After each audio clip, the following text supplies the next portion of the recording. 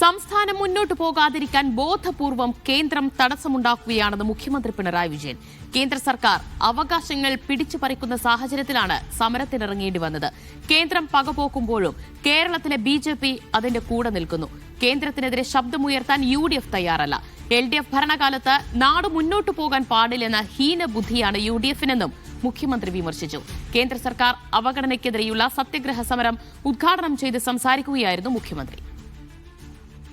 ഒരു തരത്തിലുള്ള പകപോക്കൽ നടപടി കേരളത്തോടും കേരളത്തിലെ ജനങ്ങളോടും സ്വീകരിക്കുക.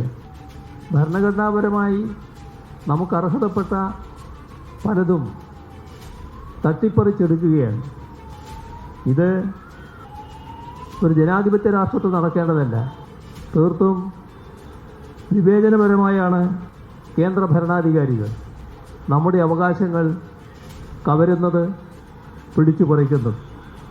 ഇവിടെയുള്ള BJP അതിൻ്റെയെല്ലാം കൂടെയാണ് നിൽക്കുന്നത്.